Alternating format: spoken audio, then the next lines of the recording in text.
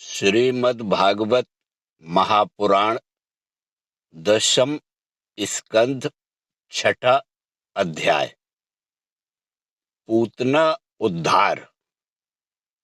जय श्री कृष्णा। श्री सुखदेव जी कहते हैं,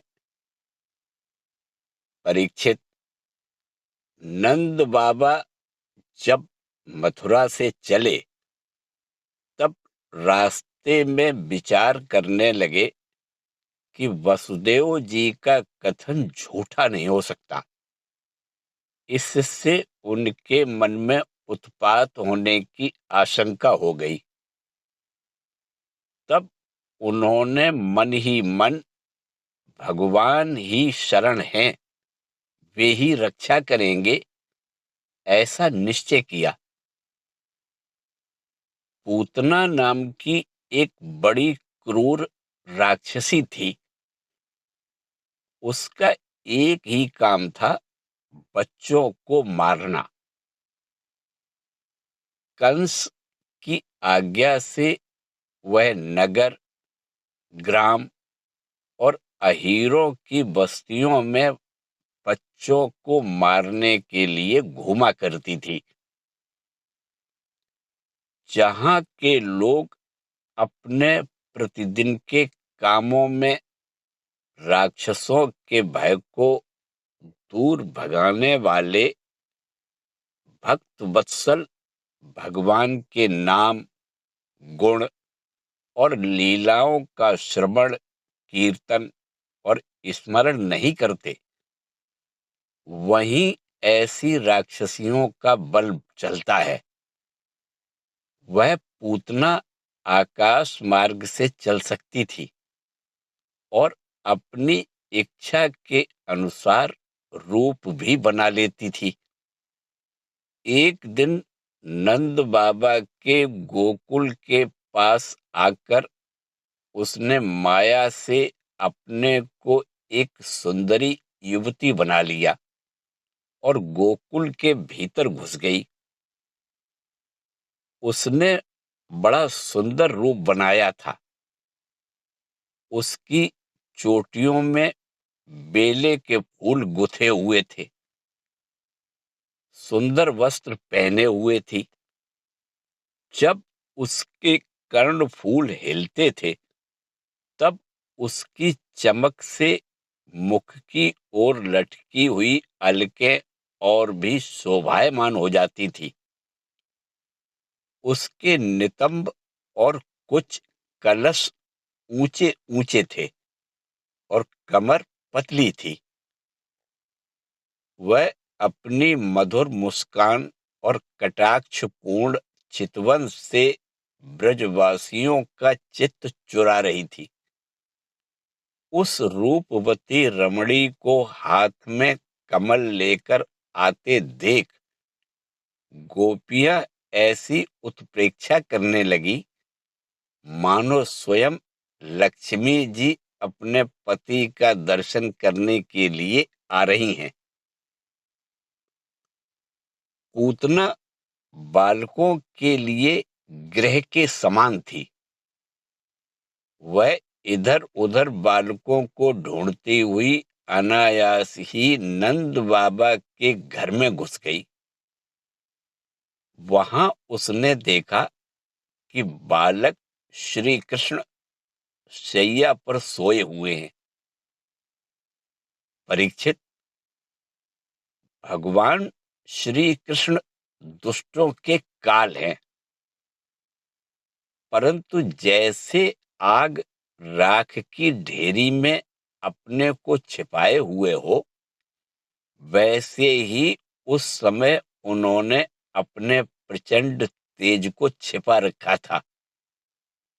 भगवान श्री कृष्ण चर अचर सभी प्राणियों के आत्मा हैं, इसलिए उन्होंने उसी क्षण जान लिया कि यह बच्चों को मार डालने वाला पूतना ग्रह है और अपने नेत्र बंद कर लिए।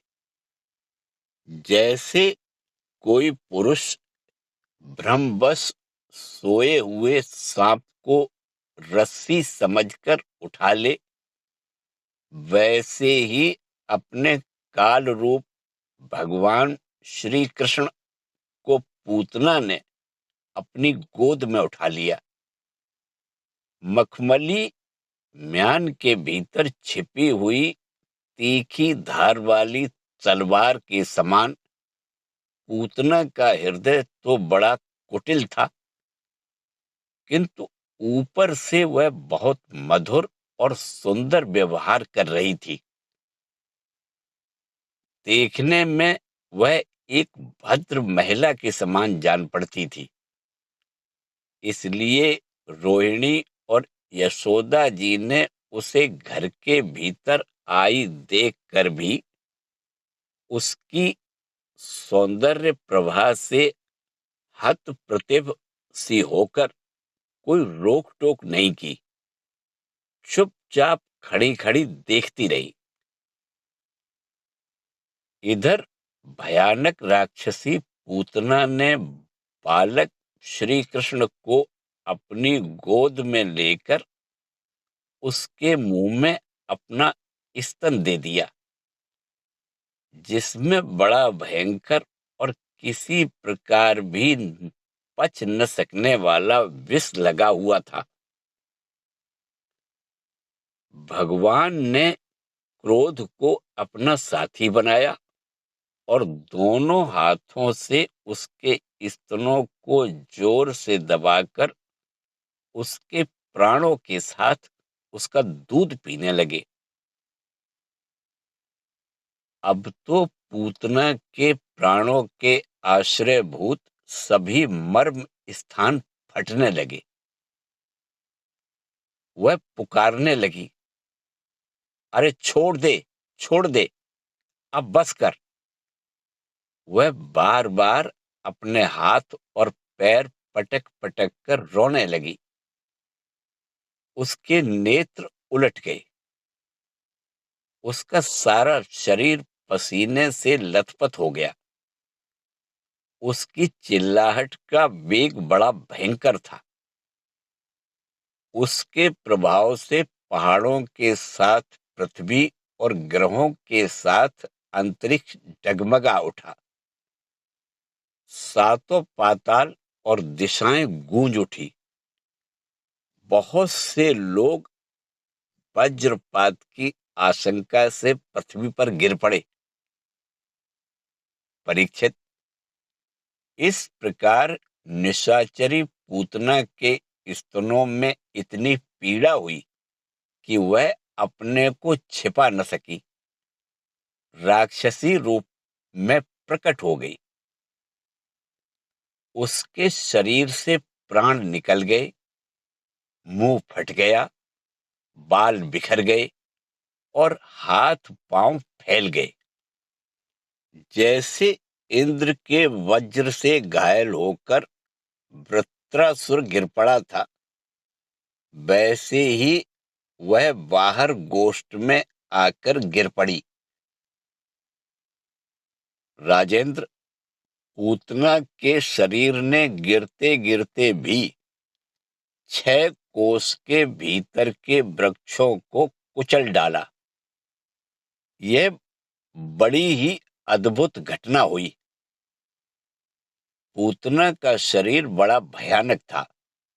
उसका मुंह हल्के समान तीखी और भयंकर दाढ़ों से युक्त था। उसके नथुने पहाड़ की गुफा के समान गहरे थे और स्तन पहाड़ से गिरी हुई चट्टानों की तरह बड़े बड़े थे। लाल लाल बाल चारों ओर बिखरे हुए थे।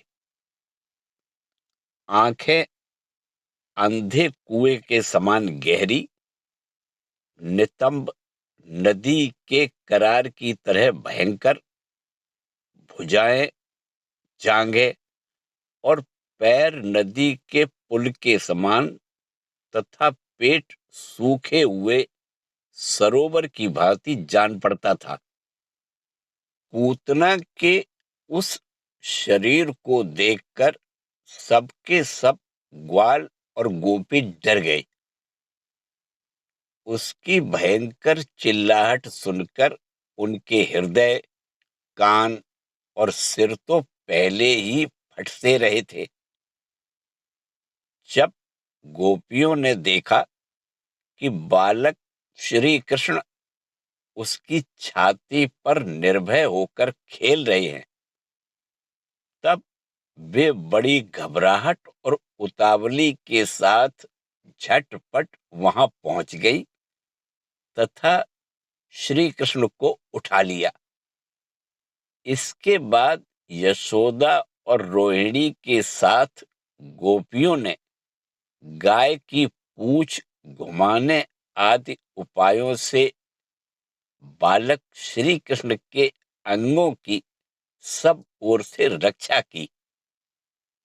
उन्होंने पहले बालक श्री कृष्ण को गौमूत्र से स्नान कराया, फिर सब अंगों में गौ रज लगाई और फिर 12 अंगों में गोबर लगाकर भगवान के केशव आदि नामों से रक्षा की। इसके बाद गोपियों ने आचमन करके अज आदि 11 बीज मंत्रों से अपने शरीरों में अलग अलग अगन्यास एवं करन्यास किया और फिर बालक के अंगों में बीज न्यास किया। वे कहने लगी, अजन्मा भगवान तेरे पैरों की रक्षा करे, मणिमान घुटनों की, यज्ञ पुरुष जांघों की, अच्युत कमर की, हयग्रीव पेट की, केशव हृदय की, ईश वक्ष स्थल की, सूर्य कंठ की, विष्णु बाहों की, उरुक्रम मुख की और ईश्वर सिर की रक्षा करे। चक्रधर भगवान रक्षा के लिए तेरे आगे रहे, गदाधारी श्री हरि पीछे, क्रमशः धनुष और खड्ग धारण करने वाले भगवान मधुसूदन और अजन दोनों बगल में, शंखधारी उरुगाय चारों कोनों में, उपेंद्र ऊपर, हलधर पृथ्वी पर और भगवान परम पुरुष तेरे सब ओर रक्षा के लिए रहे। ऋषिकेश भगवान इंद्रियों की और नारायण प्राणों की रक्षा करें। श्वेत दीप के अधिपति चित्त की और योगेश्वर मन की रक्षा करें। प्रश्नि गर्भ तेरी बुद्धि की और परमात्मा भगवान तेरे अहंकार की रक्षा करें। खेलते समय गोविंद रक्षा करें, सोते समय माधव रक्षा करें, चलते समय भगवान बैकुंठ और बैठते समय भगवान श्रीपति तेरी रक्षा करें। भोजन के समय समस्त ग्रहों को भयभीत करने वाले यज्ञ भोक्ता भगवान तेरी रक्षा करें।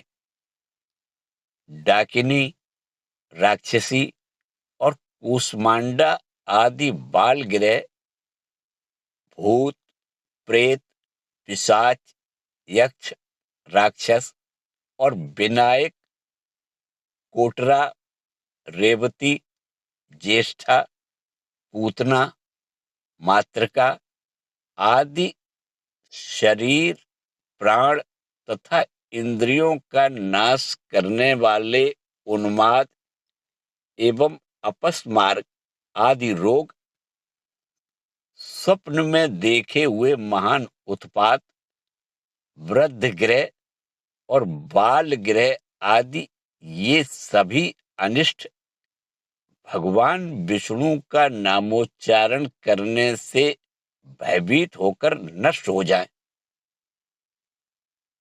श्री सुखदेव जी कहते हैं,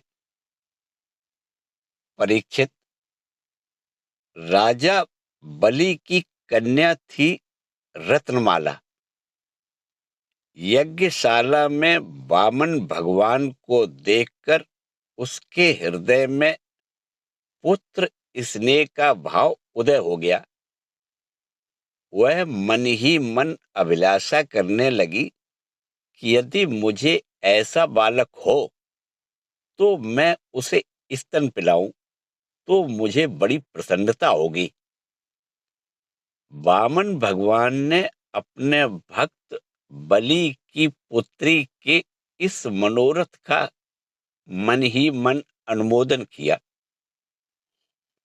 वही द्वापर में पूतना हुई और श्री कृष्ण के स्पर्श से उसकी लालसा पूर्ण हुई। इस प्रकार गोपियों ने प्रेम पास में बंधकर भगवान श्री कृष्ण की रक्षा की। माता यशोदा ने अपने पुत्र को स्तन पिलाया और फिर पालने पर सुला दिया। इसी समय नंद बाबा और उनके साथी गोप मथुरा से गोकुल में पहुंचे। जब उन्होंने पूतना का भयंकर शरीर देखा तब वे आश्चर्यचकित हो गए। वे कहने लगे, यह तो बड़े आश्चर्य की बात है।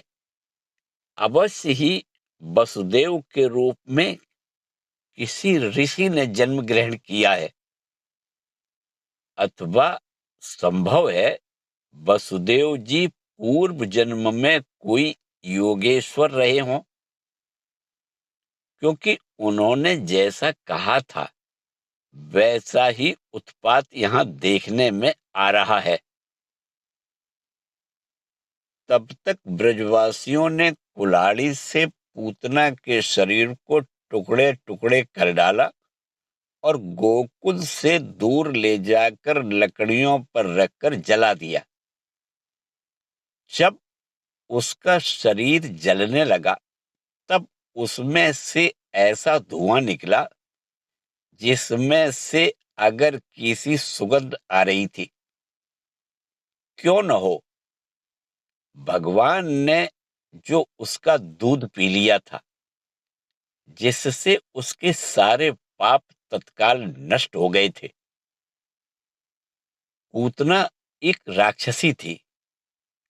लोगों के बच्चों को मार डालना और उनका खून पी जाना, यही उसका काम था।